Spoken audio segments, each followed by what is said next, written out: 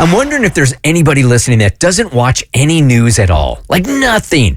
When you hear people talking in the office about what's going on in the world, you're like, I have no idea what's going on because you're busy. Look, you might be a working mom, you might have family, whatever. You just don't have a lot of time to scroll during the day. And if you do, it's probably for entertainment and it's certainly not for news. So I have been finding myself feeling a little bit guilty that I'm more and more out of touch lately. And I think as you get older, when you're feeling a little wonky, you can figure out easier, because you've been on the earth longer, on why you're feeling wonky. So I've been connecting the dots over the last couple of months, and I realized that not only when I'm online, like just scrolling, mindless scrolling on entertainment, but the news, man, really like it affects my personality, right? It affects my day. It affects my emotions. So we have a job where we sort of have to be on things. Like not being on it at all is impossible.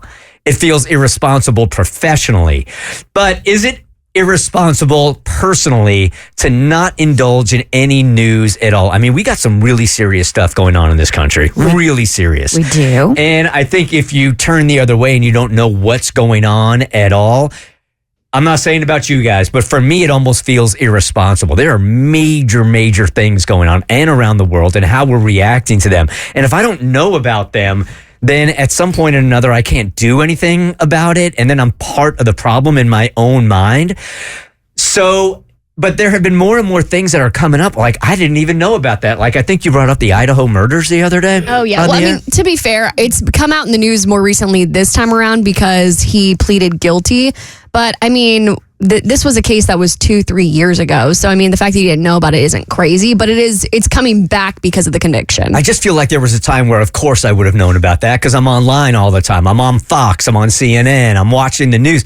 And now as it's sort of, I'm aware that it's draining me, I've just started to cut back on it. And I'm wondering where that line is of responsibility and mental health. I feel really strongly about this, actually. And it's a question I've grappled with myself because I found myself getting very depressed by news headlines to the point where I was sobbing at certain stories because I felt so helpless.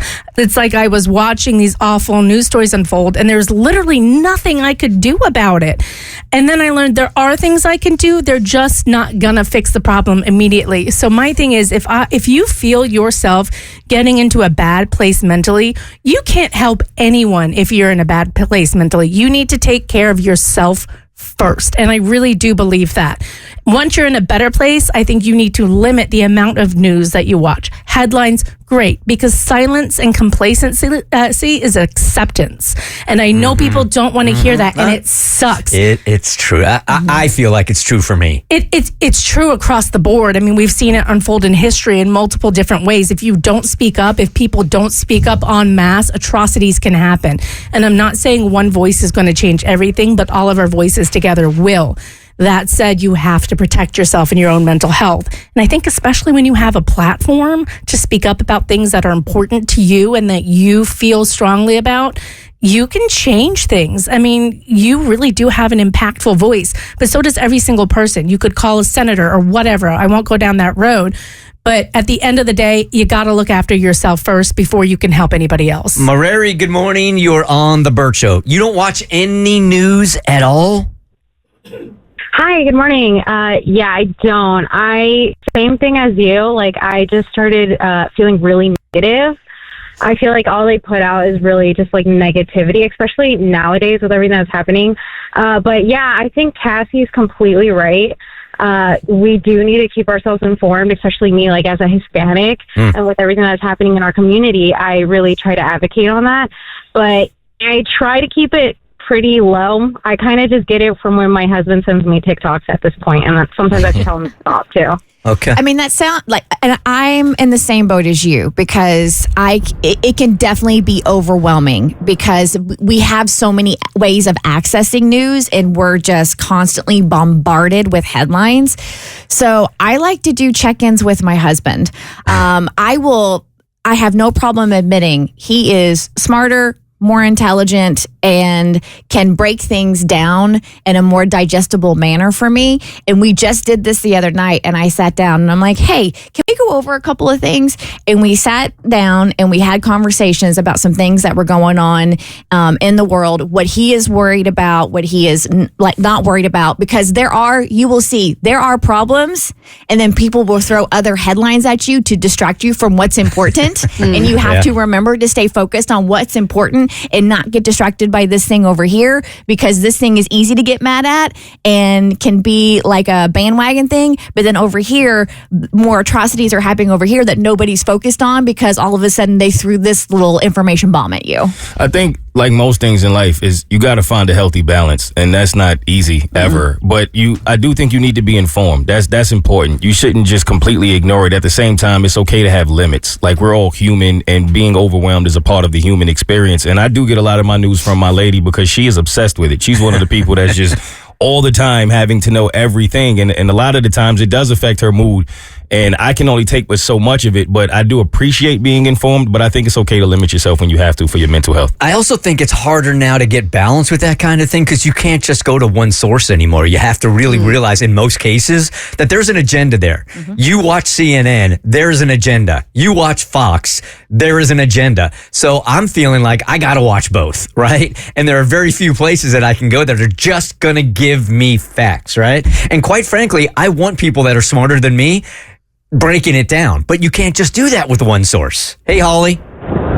Hey, I don't watch the news at all. I have anxiety, and I just get so personally upset by every single story, and I feel attached to every story that I listen to, and it makes me so upset, and I just can't personally detach from things.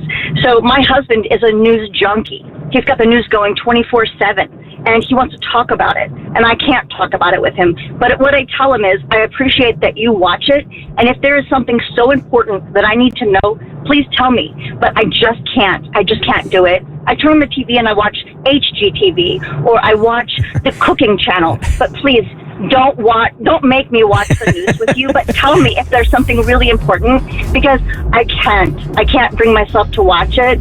I will keep up with something really important by you, because you can assimilate what is important and bring it to me. And my kids are in college, and they're kept up to date with important things that are like popular, or that are important to political science, and they'll bring them back to me and we can discuss. And I go to work every day, and we talk about things that are happening, in international news. I work in international marketing, and we talk about things, and I get things through work that way. I just can't watch the news. Yeah. It's too jaded. It feels like an interrogation tool now. Like, if they want to interrogate you, watch an hour of news. I just asked ChatGPT if the world is coming to an end, and when it says yes, then I'll panic. It might not be far off. Be careful what you ask. The Bert Show.